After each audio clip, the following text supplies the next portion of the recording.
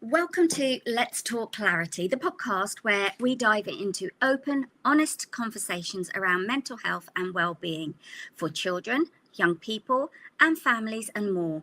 I'm Zeenat Noorani, the Clarity Coach, and today I'm joined by a very special guest who brings a fresh perspective on something that many of us overlook in our busy lives, whether that's screen-filled lives, the healing power of nature, especially when you have children and young ones.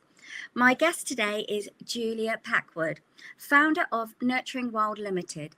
Now, Julia is an outdoor nature-based play consultant and trainer working with parents, schools and communities to reconnect children with the natural world, which is right up my street, and I'm so looking forward to chatting to her.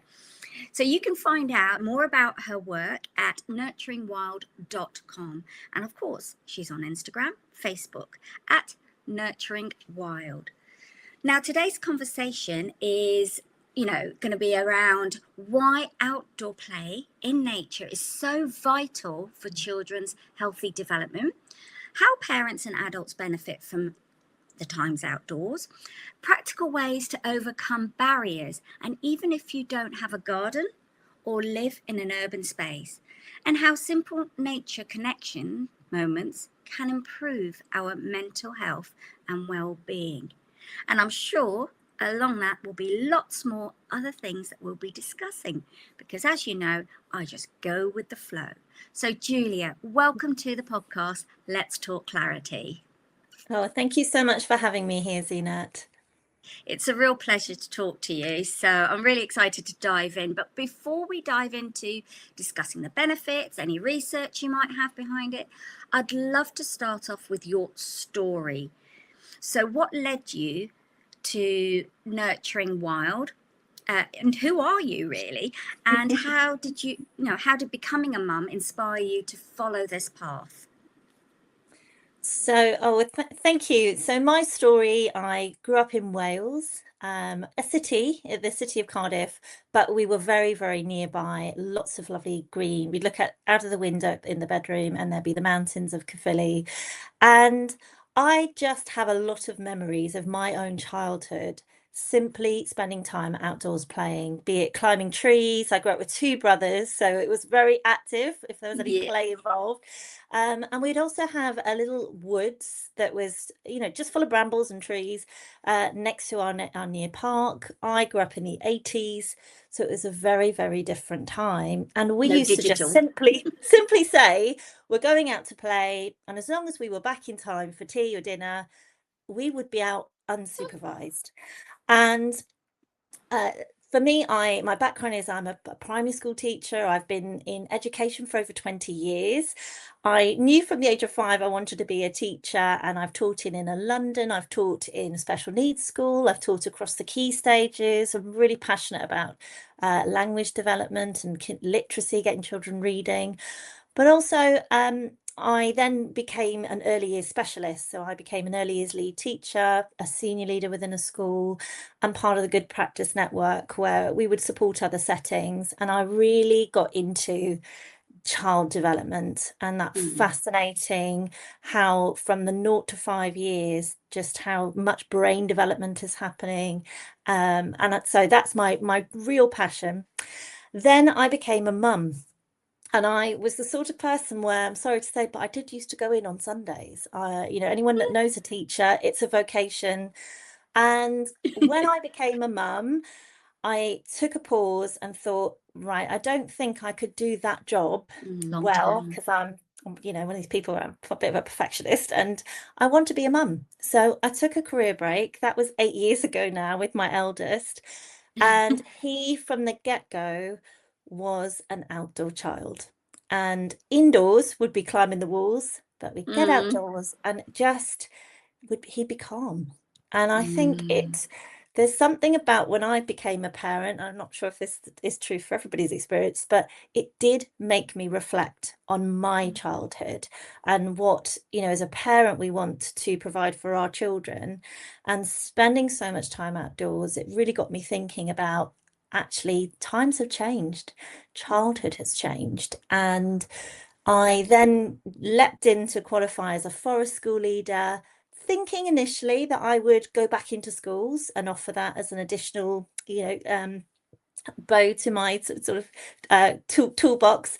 But Yeah. actually, I've always been very, very passionate about supporting parents, and particularly when you work in the early years, you have an open door policy. You have a lot of time, you go and do home visits, particularly with the nursery children, and you really do want to build that bridge between school and the parents. And that's I feel since becoming a parent, I've felt that even more keenly, that yes, schools have their place, absolutely, but Yeah. parents are their children's number one teacher. And I feel certainly now in this day and age, there's so much information out there.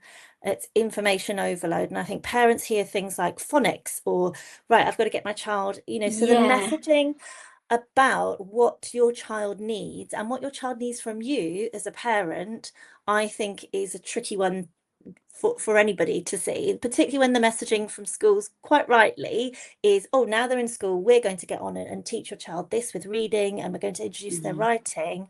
But I personally think, it's a different relationship when you're at home, and it's Yeah, it's holistic. absolutely. It is absolutely, and on many, many levels, I resonate with you because we've had conversations off the podcast. Coming from a teaching background myself, I completely understand teaching primary children and the importance of nurturing and creativity is so important. Of course, I'm not a mother, so I don't have that experience of children, but I really understand what you're saying. First and foremost, it's about the parent upbringing and how they need to nurture the children.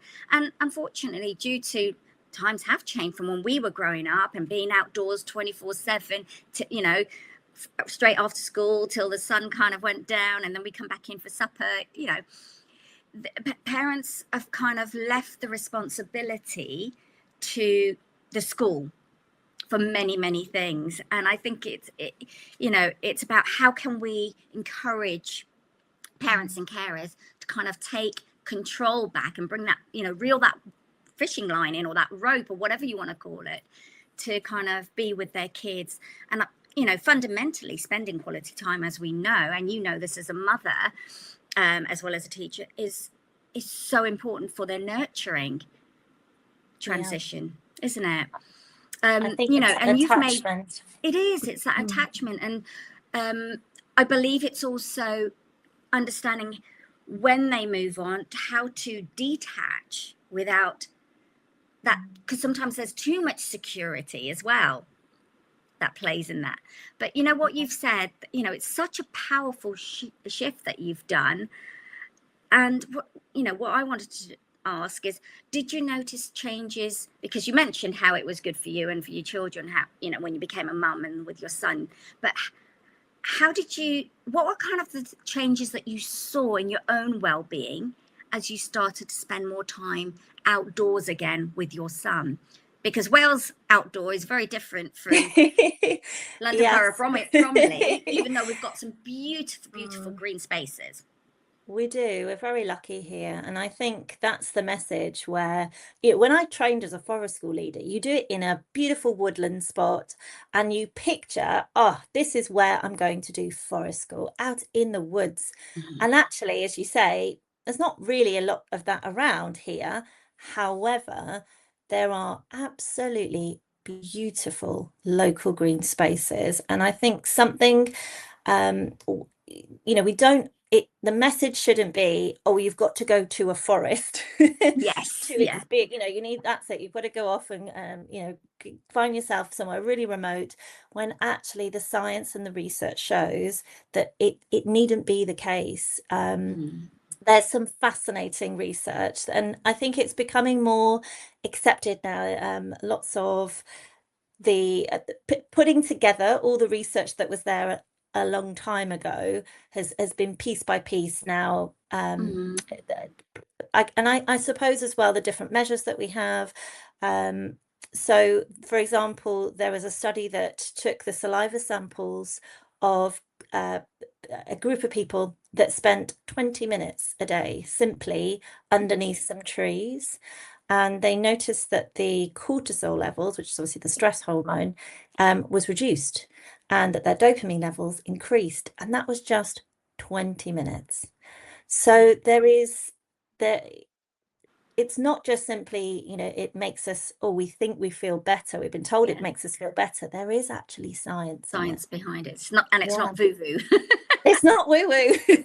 And I think that's probably where, sadly, for well-being practitioners, they've kind of been a bit, as you say, sort of marked as, it's just woo-woo. But actually, there is science, there is research that backs it up. And there's things like the immune system gets boosted. And it's, it's simply that we're being around different plants, different animals, that just exposes us to, different biomes and that just activates our immune system. So yeah, I feel like I've been on this journey, starting off with my teacher head, and actually, I'm completely hooked. Well, I can see the in you and the energy that you bring, and how important it is to you as well. It really is. So I think when I became a mum, it is a time where there's a big shift in your identity. And also, I guess you've really got this huge responsibility. You are suddenly responsible for, particularly when they're a tiny baby, they need you for everything. And that intensity, and how, I volunteered there's some local baby groups, and we did walk and talks in the park, actually. And we used to just take the prams, and we would just walk around the park and have a chat with other mums. And I think it can be quite an isolating time. It can be a time when you doubt yourself, because here you are, feeling like, I don't know what I'm doing, despite my education background and knowledge. It's so different when you're suddenly a parent, and children don't behave like the textbooks. No.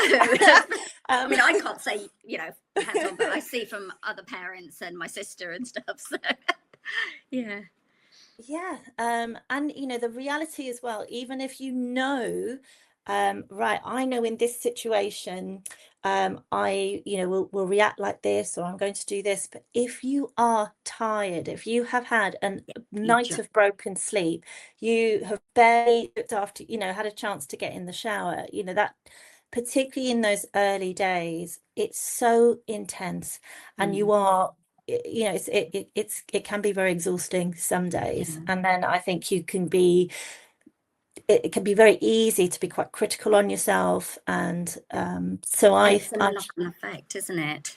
Yeah. So and I think for parents as well, that is, sorry, Julia, but also, talking about single parents, it's a different ball game as well, isn't it? Yeah.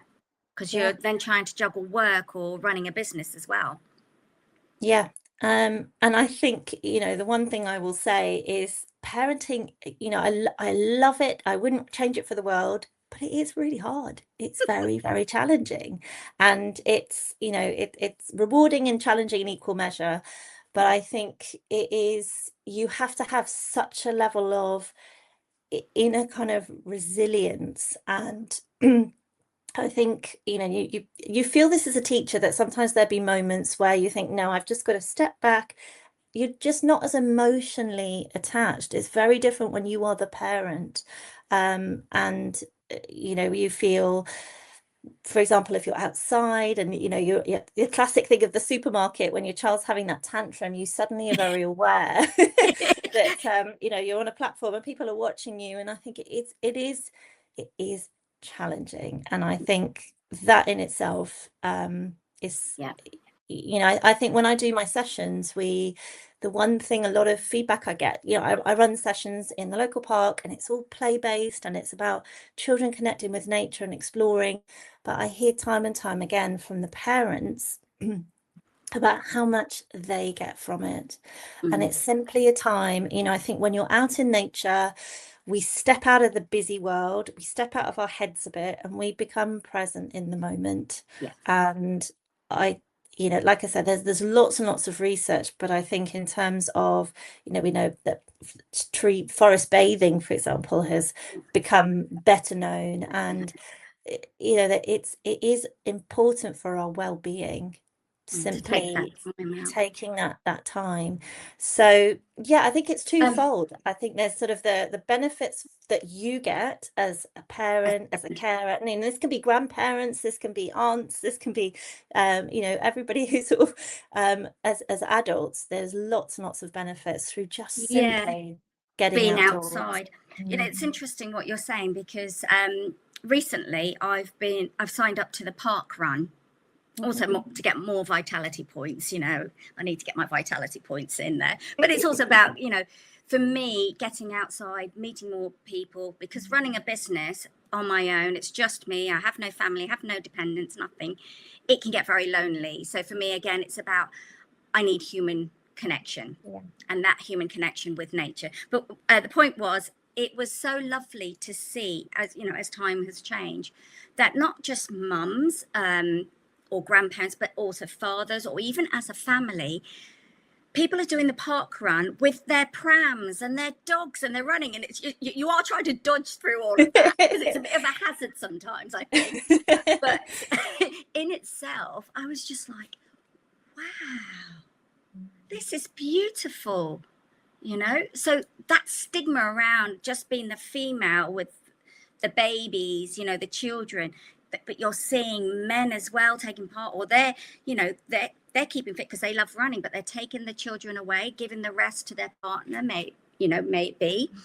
And I thought, not only am I getting something out of it, seeing that for my well-being, because it's that mindfulness again, isn't it, that you were talking about. So yes, I just kind of wanted to throw that in, that it, you know, things like and that I think are so that's important. community. It's I community. think, yeah. So I attend. I haven't yet gone to the grown-up one, but I do go along with my two children regularly. There's one held on a Sunday in our local park at Beckenham Place Park, and it's great to see so many families come along week after week. And obviously, there's lots of people that volunteer. You know, it's a community, and it's something that is free, it's local, and it's, you know, it's just such a great way to start a Sunday, because everybody just gets outdoors, everybody does a little bit of light exercise.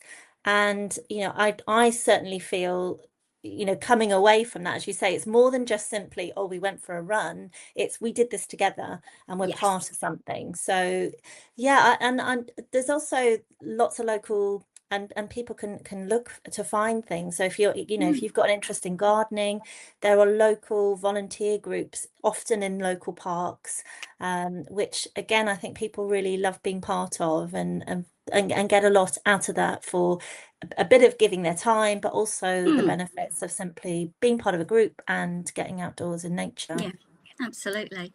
Right, so let's dive into a little bit more. I mean, we've covered already so much in terms of, you know, the different aspects of nature and the benefits. Looking at why is outdoor play so important for children today, we've covered, and we're saying that, but I'm sure you've got lots more to mention on it, but especially when so much of their world is digital. You know, so what, you know, you talked a little bit about the child's brain and the body when we spend time outdoors, but how is that in terms of compared to sitting indoors on a screen? Because that in itself is a challenge for parents to pull their kids away, or as parents, carers, we just want to give those screens to the kids because we just want a peace, you know, peace and quiet. It's very, I can understand and appreciate that if you're a parent, and particularly, I don't know, you've got you lots of us are hybrid working, and you think, well, I've got something I've got to do.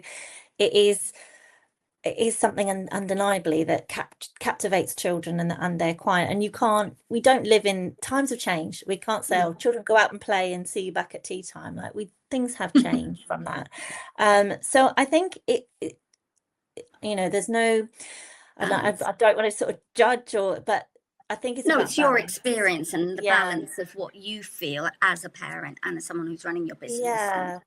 I think I think sometimes there can be these very extreme, this is, the right thing, this is the wrong thing. I think everyone's situation is different, but I feel that it's recognizing, and we know that particularly if they're playing something which is quite interactive in a game, that's going to sort of get those dopamine hits. They're designed to be quite addictive, and you want to play them again and again.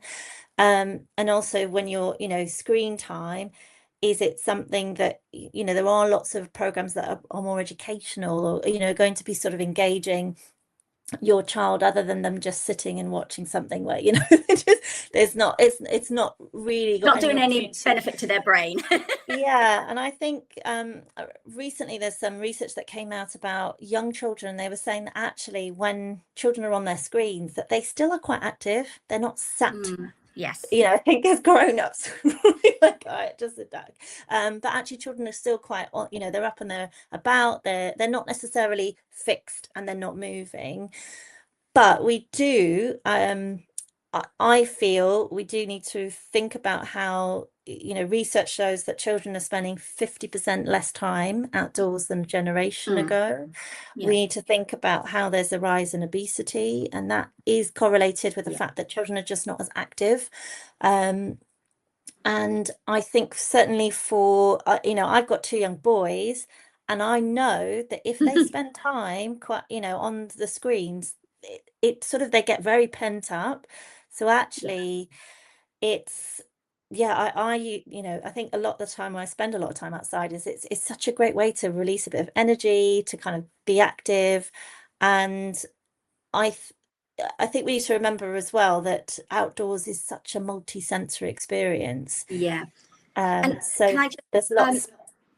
So we're going to go on to that in a minute, in just a second. I just want to touch back on what you were saying just earlier on, and it's very much about the behavior, isn't it? Creating those changes in behavior and patterns and modeling. Because you're so outdoorsy, you are the role model to show your children this is what it can bring. And I suppose that's where the balance comes in. Is that correct?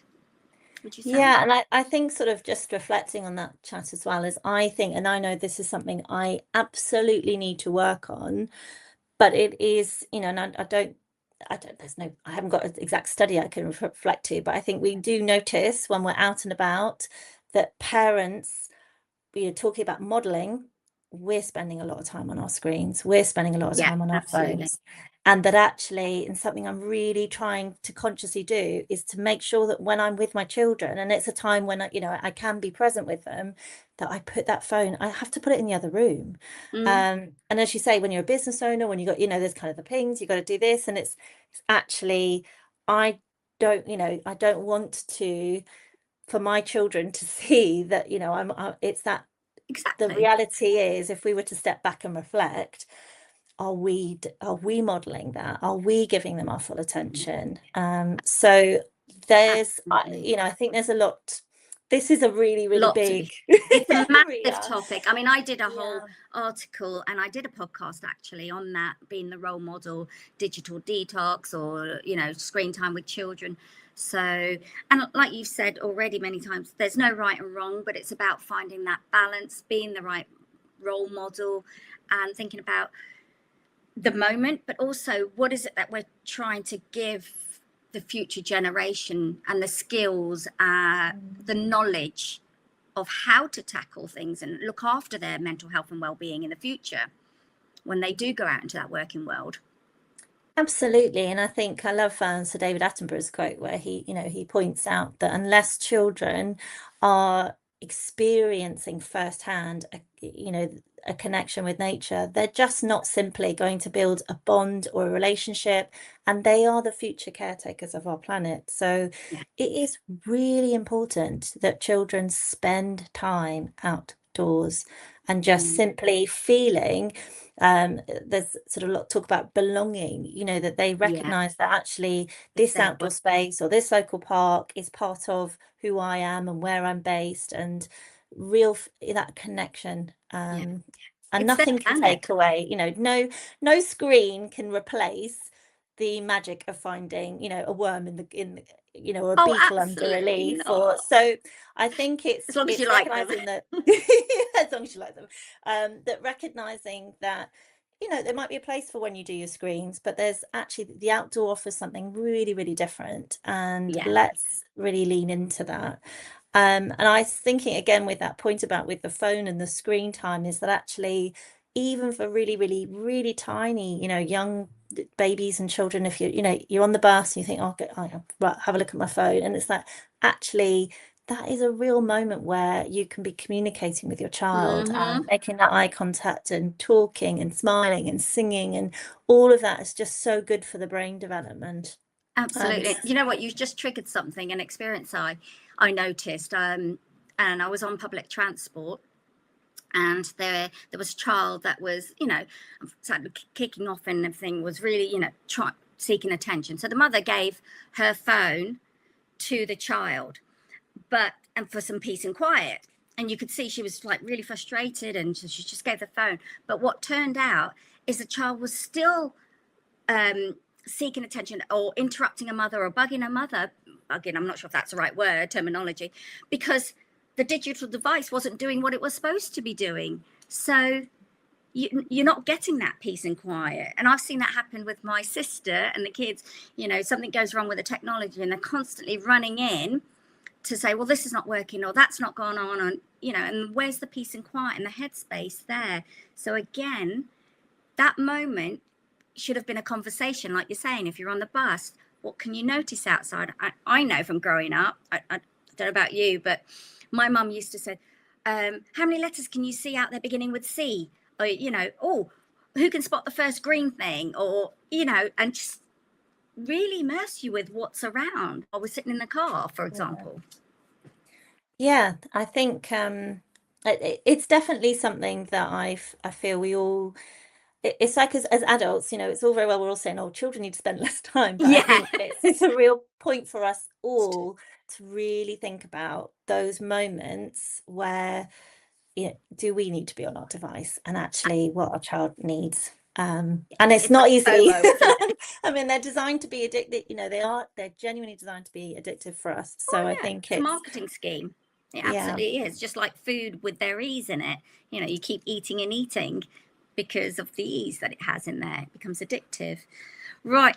Let's move on to the sensory part of things. You know, you also talk about sensory play, and I actually saw a video of yours this morning, which was really, really lovely, and it got me giggling, because I think forest schools, first of all, and it wasn't to do with forest school, but forest schools are amazing. My niece and nephew went to them, and they were so gutted when they moved on to their primary school and they didn't have forest schools.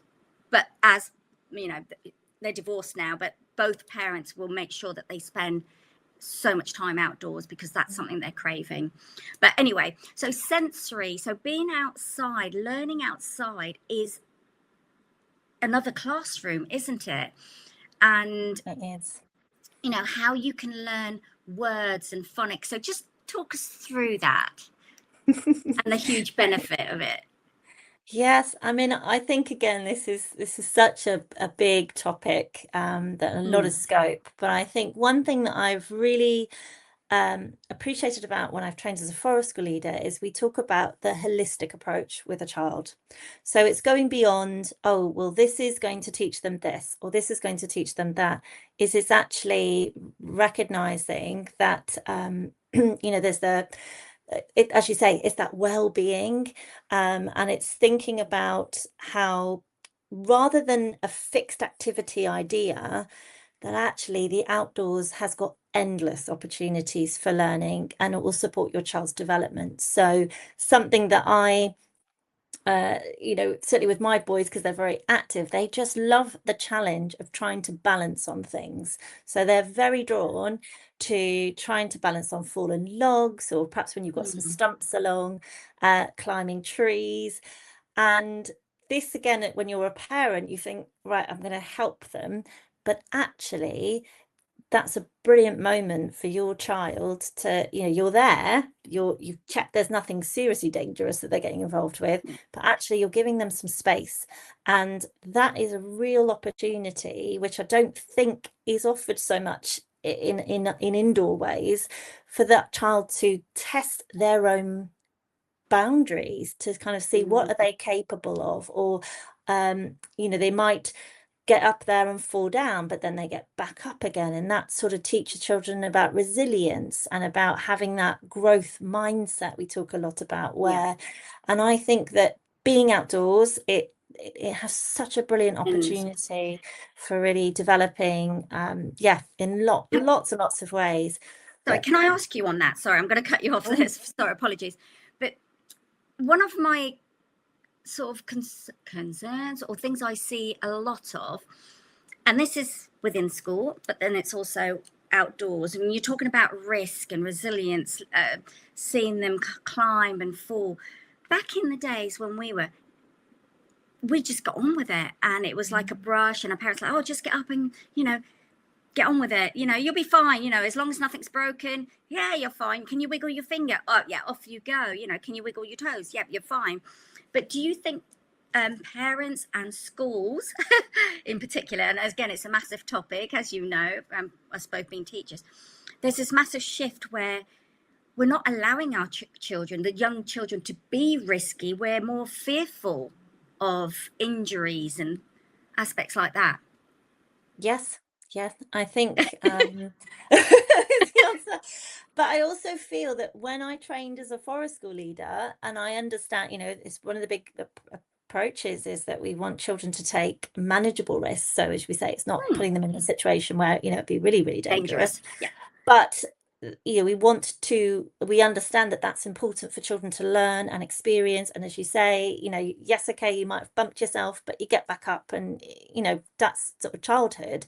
Whereas as a parent, even though I've done the training and I know the rationale, you get that inner, you want to protect your child. And I that is something I constantly feel as a kind of push and pull inside. And I think it's accepting that is the parent in me that wants to, protect my child from any harm, because you don't want your children to be harmed. But absolutely. It's taking, that kind of step away from that and thinking, okay, now this is about me feeling uncomfortable. But actually, we want our children to be independent. We want our children to be resilient. We want our children to, not, and also it's that message of, you have to do everything right. And it's, it's okay to make mistakes. It's okay to fall down. It's, it's part of learning. And, I think certainly with AI, my youngest don't get me just started on that. school. And I do question, what is school teaching him? Because who knows, by the time he leaves, education as an adult, what is going to be the role for humans? And I think we don't need, of course, there's a plate. We do need to have knowledge, but I don't think that is going to be the key thing of what, our human existence is. It's about, us really connecting with, the outdoors experiences, about us being physically in our bodies, about us communicating, about us developing relationships and the social skills. And certainly when you have a group of children that do forest school, and it's great to see a lot of schools and early years education settings are really trying to embrace this ethos. And maybe that they've got a forest school that they go to and visit regularly. In an ideal world, every child would have that, but schools they've got to meet their Ofsted requirements, and they feel there's a lot of pressure. But I really hope there can be a shift in that perspective, and thinking actually this is really, really important for children to get an experience. And we recognize that times have changed. Children are not going outdoors, getting those hours and hours of play. I mean, I think the chief medical officer, the guidance is for children under 5 to spend 3 hours a day outdoors, physically active. So it might be outdoors, but being physically active. And I don't think that is the case. No, and it's because it's become so much on academia, isn't it? And I think you're absolutely right. Having that opportunity to go outside, even into the playground, and just, giving them something to focus on, not just run wild and headless in a playground because they think, oh, we're out playtime, but there's that intention and purpose, because not all children are going to thrive on academia. And being out in nature will teach them so much more, like you said, the resilience. But also, I think what's important, which you will have noticed leading the forest schools, is the survival part of things. So if they do get cut, teaching them what is it around nature, what's here that could help us if we get injured or hurt, or how to build a fire. You're laughing. Go on. You're like going all Bear Grylls on me here. I think there is, of course, there's the bushcraft element, and there's lots and lots of fun. And there are certain practitioners where that is their real like passion. I think for me, I step aside from the survival, it's about the fact that we want to have connecting with nature is really, really important for us. And that, yes, you're right. It is important that children recognize, oh, that's a dangerous plant. I'm not to touch that one. I need to learn, I'm not to put that in my mouth. So there is, of course, that's a skill. If there's, right now at the moment, there'll be lots of exciting sort of fungi popping up. And yes, some are edible, but lots are not safe to eat. So it's about teaching our children about that. And also getting them to, we talk about the sensory, that actually, it's not just about what you can see. You get the feel of the wind. You've got all the different textures around. You have got the sound of the bird song, or there's so much, so I guess, response that you get when you're outdoors that you don't get that inside. And even you talk about the playgrounds, one thing that I think for the physical side is also, when you're outdoors on a woodland ground or the green grass, that it's uneven, and that actually that really helps support, sort of balance. And we know that really lends itself to developing our, sort of our alignment with so how it's not just physical, that actually the balance is taking place internally as well. So we've got the vestibular system, and these all feed into, that emotions and our brain development. So it's even just being physical and being outdoors helps us to regulate and calm too. Absolutely. Wow, there's so much in there. So really quickly, just to kind of summarize a little bit, in terms of practical strategies, so really quick wins that parents can start thinking about that they can do, for example, if they're worried about that whole battle between iPad and getting their children outside to do some outdoor play, to make that a positive alternative, what can parents do? Just real quick, sort of boom, boom, boom, boom. I think keep it simple, and just, if you can, do a daily dose, and start small, even if it's just, right, we'll go outdoors and we'll just go for a walk 5, 10, 20 minutes. It will build. And I think also don't underestimate children. I think they do say, oh, I'm bored, I don't want to go out. Even my children, they say that sometimes, but the minute they get out there, that goes. They're suddenly captivated by something, or they're off, as I say, they're off balancing, or they're running around. And I think if we give a little bit of space, you'll find that actually your child will get past that I'm bored, and they'll suddenly be playing. Yeah. And for parents, what can they do for themselves? I think it's that daily dose of nature. It's recognizing that, look for those little opportunities, make it a quick win. I love the kind of habit stacking that sort of gets talked about, where, if you're doing a school drop off, can you walk back via the park? Just knowing that by being amongst the trees, by being, you're just having a moment where you're able to, put that phone away and say to yourself, right, I'm actually, for my well-being, I am going to do this walk on the way home through the park, and I'm just going to switch off from my device. And you'll be amazed by what you can see. There's so nature, especially now with the autumn, there's so many beautiful colors to see. I think we forget that connection for ourselves. Absolutely, So it really, it's not rocket science. Keep it really, really simple and keep it manageable, but do get outdoors. Okay, right, I'm going to throw a curveball in here for you to do. So I want to kind of have a moment of parent coaching reflection exercise here. So I'd like you to kind of maybe take us through, whether it's like 30 seconds or a minute, and of, if how can I rephrase this? So if parents are going outdoors with their children, how would you lead them through? So we're going to imagine that we're outside right now. Right? I'm going to close my eyes while I listen to you. I'm going to imagine that I'm outside, and then, parents can take what you've just said and take it outside. So how could you lead them through something? What would it look like? So something that we've started doing in our sessions is we simply go for a walk together, and we begin by tuning in. So we think about, right, what are the sounds that we can hear? What can we see? Looking at what particularly your child might have spotted something, and just simply trying to spend some time quietly and calmly, just taking a moment to observe and connect with what is around you in nature. So that's kind of the steps you would take them through. Yeah. And I think there's lots you can do. We talked, as you mentioned, about, that parent on the train, you can say, well, what colours can we spot? And you'll soon find, if you just simply start talking about your observations and what your child suddenly notices, they might find a stick, or you think, oh, what type of trees are these? And, there's all of that is language. There's maths in action, you're using and applying, talking about the different sizes and the shapes. There's so much learning. But simply spending quality time together.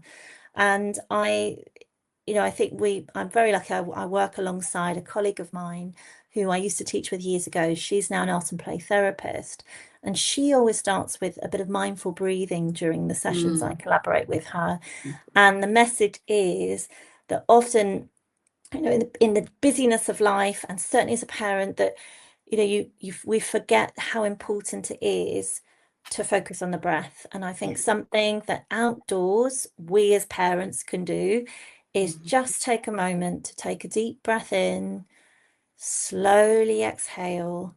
And it's about that regulation and giving and remembering that in those heightened moments when your child's, having a tantrum, or that actually, we go into a bit of panic mode ourselves, and that actually just simply taking a deep breath can really, really help. Yeah, absolutely. It is underestimated. And I think I was reading somewhere where it said that actually, I think it was about 95% or a bit more than that of us humans don't know how to breathe correctly. That's shocking, I believe isn't that. it? I really believe that. I think we're constantly in a sort of, I think certainly parents, we're so busy, and you're sort of like every moment you're dashing from one place to the next. I know that I always end up getting the collecting to school, so I'm actually practically running. Our lives can be a bit frantic, and it's certainly something that I really, really try to do, even if it's just the start of my day. But remind myself in those moments where you feel this is testing me, that you just got to, take that moment. And I think the beauty of these things is, like we said, you don't need a garden. You don't need to go and take yourself off to somewhere, on a retreat, as nice as that would be. Just simply, and have a look, go and explore your local parks. And it's surprising how many little green spaces there are in your neighborhood. And we're blessed in the London Borough of Bromley. We're so blessed in the London Borough, because it's one of the places that's got the biggest green spaces. Just really quickly on the breathing, there's so many different types of breathing, and I think it's important for people to understand, not to get bogged down by this, and find what works for them. And I know with children, because when I go into school sometimes and I do a bit of breathing, there's this kind of silliness around it, and it's okay, it's fine.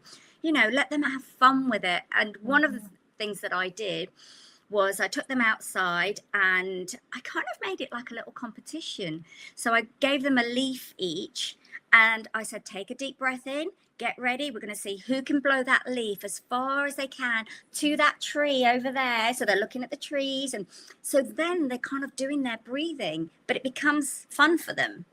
Yeah. Sounds really silly, but it works. I think keep it light, and that you know, as you say, it's something that it's really great for us to model that to our children and get them involved too. So Jane, she does like spider breathing, you know, whatever our story Yeah. theme is, or leaves, as you say, and it's just that simply taking the breath, and then like she was doing a little spider going down.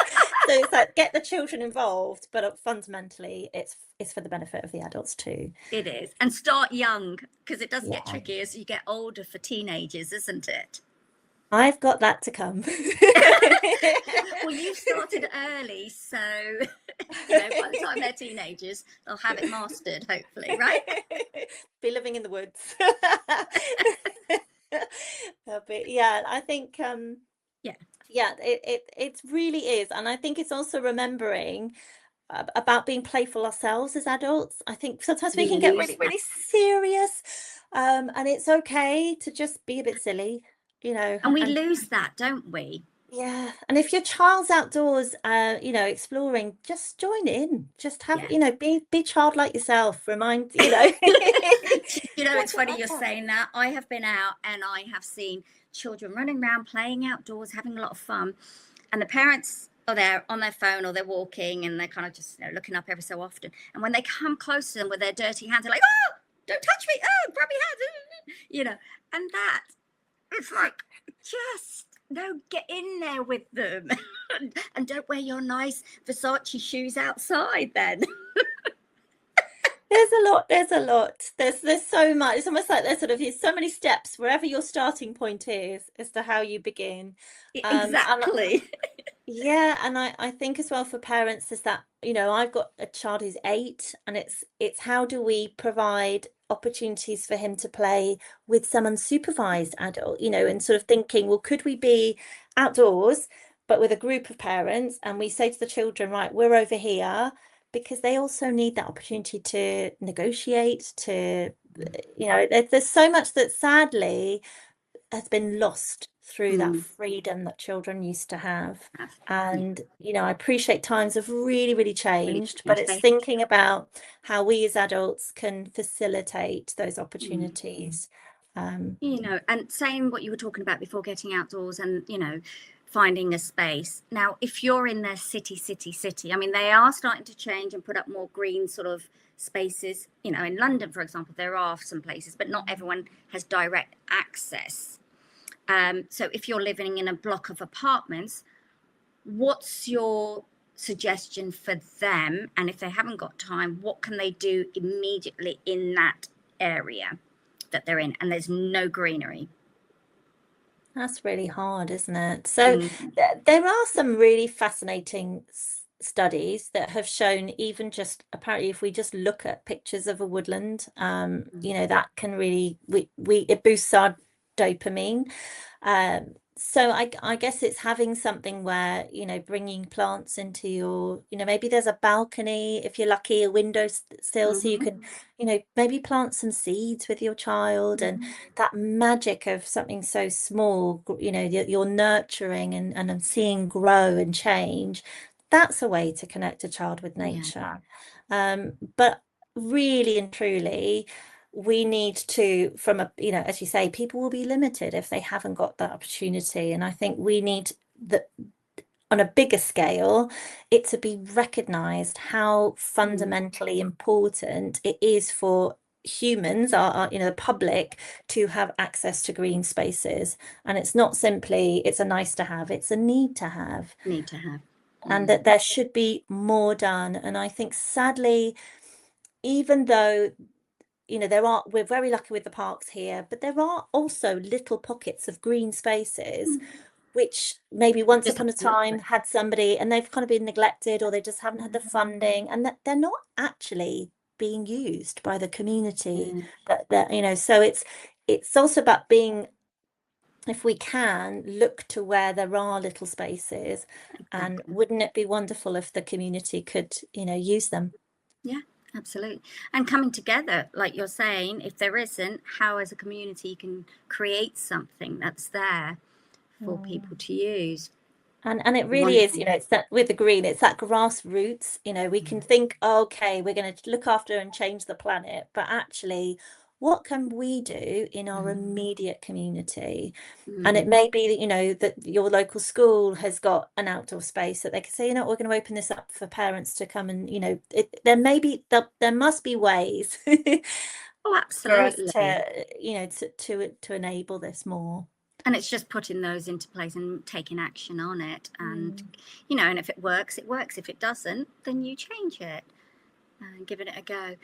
All right. We're going to have to start wrapping up. However, can you share an example, a specific example of a child who you know who has really thrived, and not your children, worked with, or you know from somebody you've spoken to who's come to your walks, you know, over time or through the walk and talk, that has really thrived. Anyway, a child who has really thrived through outdoor play, even from your teaching experience that you've had.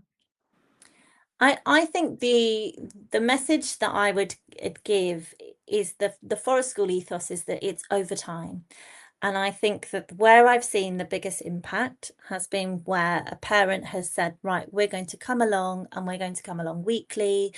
And it's that regular connection. You know, yes, you can go outdoors and have a one moment, but it's that collective over time. So for example, you know, I hear this time and time again from a lot of the parents that their child was very apprehensive. You talked about, you know, not wanting to get muddy and that sensation. It's a very different texture. They may not have been exposed to. I know there are lots of settings now engage in sensory play, but you know, they may have had a message of, well, that's dirty, I'm not allowed to touch that. And you know, well, that's a worm and that's slimy and I don't want to touch that.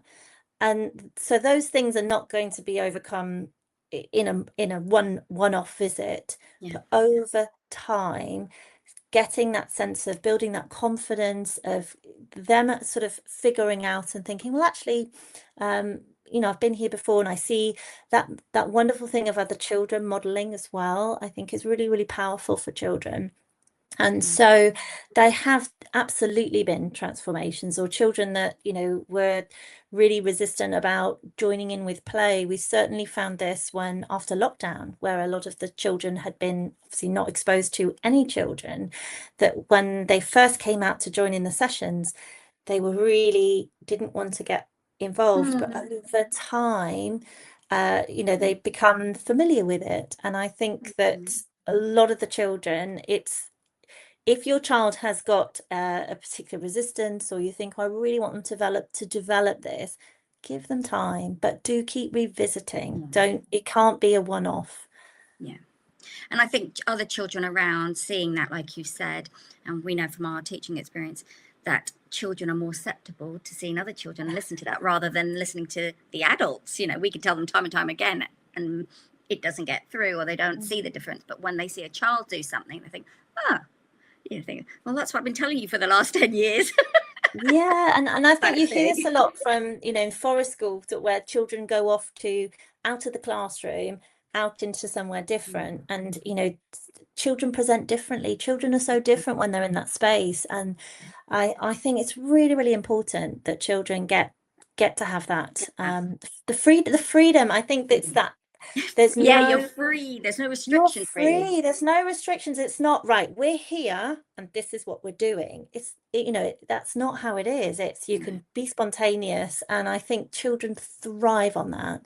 It might take a bit of time to build their confidence. And, you know, like I say, it's not a quick, this is it, they're in, you know, it's a long term, but, you know, children thrive. Yeah. And you're always learning something new. One other thing we haven't touched on, which would be really interesting to get your insight, with children that are neurodiverse. So we've got ADHD, autism, because obviously we have some that thrive outside, others, they don't like that whole texture thing, but trying to get them outdoors because academically they might, you know, just give us a sort of your experience, your expertise around that, or insights. So the key would be it has to be very individualized, and that's, you know, one of my background. I did teach in a school with severe, profound, and multiple disabilities, and throughout my teaching career, of course, have encountered where children are neurodiverse. And I think it's, you know, and I'll always remember this. One of the teachers who was a highly, highly experienced, brilliant specialist in autism, children with autism. And she said, no two children are the same. And, you know, yes, you have these traits, and yet, you know, but actually, as you say, for one child, they may be particularly sensitive to sounds, another child to touch. So it has to be very, very personalized, and accepting that you know, we don't want to put children in a situation where they are really distressed and are going to find that really distressing. But the flip side is that lots of, you know, there's lots and lots of case studies and examples where children, you know, particularly like children who present as ADHD, when they're outdoors, they don't present as ADHD. And they're saying that it is, again, it's that, you know, rather than having to be fixed and sat in a chair, they have got that sensory freedom and that feedback for them, so that they're, you know, they're on the uneven ground. They're able to, it's really quite an engaging outdoor simulating space. So it's really beneficial, the sensory aspect of it.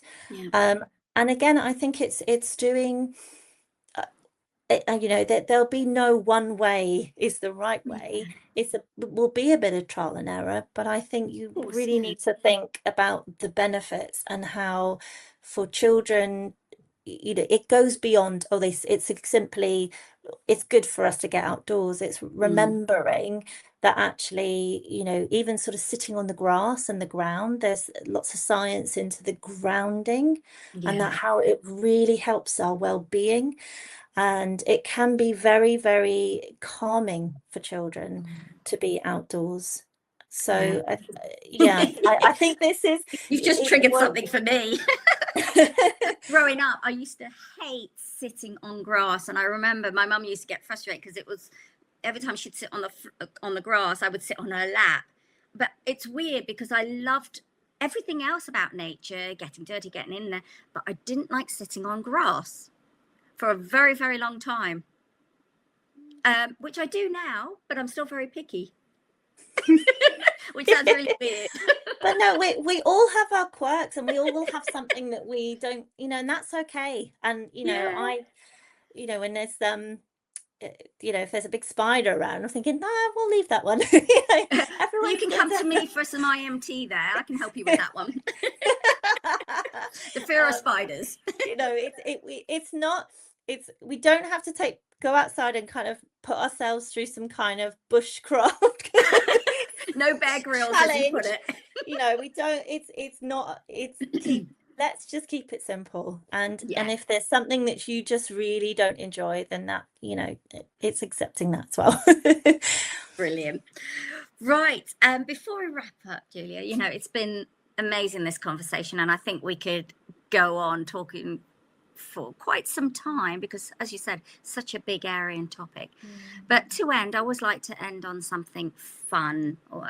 So you shared with me that you like, or you have a love for musical theatre. So tell me a little bit more about that, and what's your favourite show? Oh, a favorite show. That would be too hard to choose.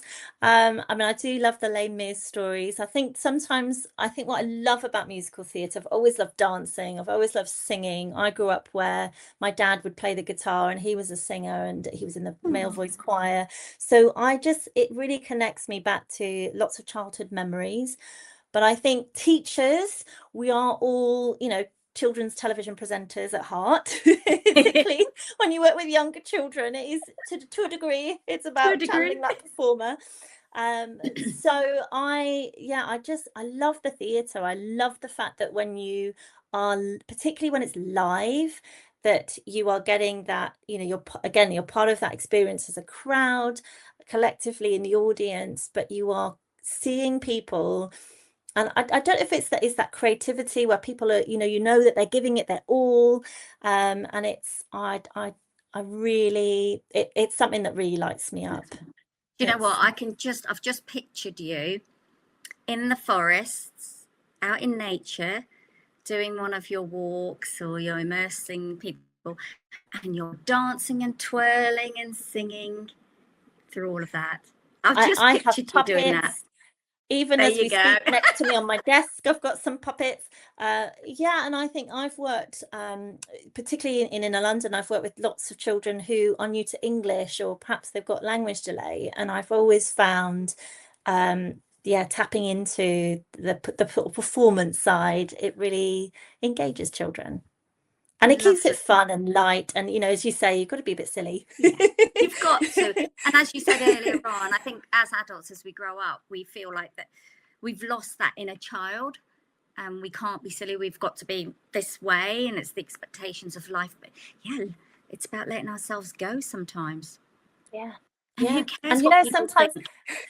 yeah, and you may find that, you know, you're trying to climb a tree with your child, and there you are falling off yourself, you know, and it's just, yeah, just be silly. Be silly. I love that. That's my Just message. be silly.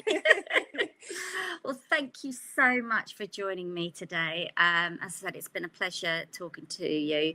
You've given so many practical insights, you know, pointers, and you know, it's, you know, reminders. And I think that's the most important in how to go about supporting our children, to take them out more into nature, have that powerful connection, play, so it all impacts the mental health and well-being. So thank you for that.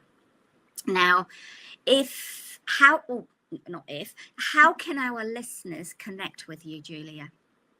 So I am very active on social media, particularly on Instagram, and it cross-posts to Facebook. So if you're on that platform, but I really try and serve a parent audience on there. So if you are a parent and you want some tips and ideas to get yourself outdoors, and just those little reminders, sometimes a little knock saying, come on, get outside, follow me on there. And I do have my website, nurturingworld.com, if anyone wants to find out more about my business. And if anyone here who perhaps might not have a child but thinks they'd like to connect, I'm on LinkedIn, Julia Packwood. So do connect. I love being part of the community. So yeah, I'd love to connect with you. Yeah, because you don't have to be a child to come along to your walks and be, you know, take part in your services. You can be an adult, and you can be a child as an adult.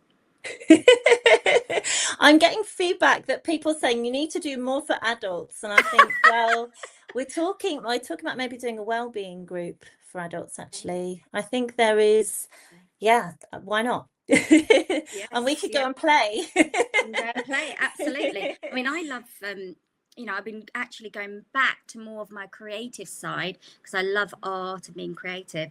And actually, one of the things that I'm relating to my business is I've been doing a lot of quilling, but they're quilling affirmations on products. Wow. So watch the space. But I love doing things like that outside. So painting outside, drawing outside. I might go for my walk, I might take a little notebook, and I might just doodle. I might just look at a tree or a plant and just sketch. And it's so powerful. And it doesn't matter what it looks like, it's just for me. It's really inspiring. It really does. And I think, you know, you look at all it's just there's patterns, there's colors. It's even looking at the clouds sometimes, you know, and you have this beautiful sun, you know, the sun is about to set, and it's like, wow, it ranges from the purple all the way down to the red. It's just, when you just take a moment, that really does spark, it sparks engagement and that kind of inspiration in ourselves. It does. I love cloud watching, because you kind of create things, don't you?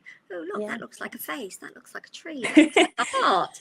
You know? And it sort of reminds me of those really simple days, you know, back, I remember as, you know, as a child just gazing at the clouds, and you think, oh, you know, again, it's that stepping away from the kind of the busyness, stepping away from the screens, and just taking a moment to just remind ourselves that there's a bigger world out there.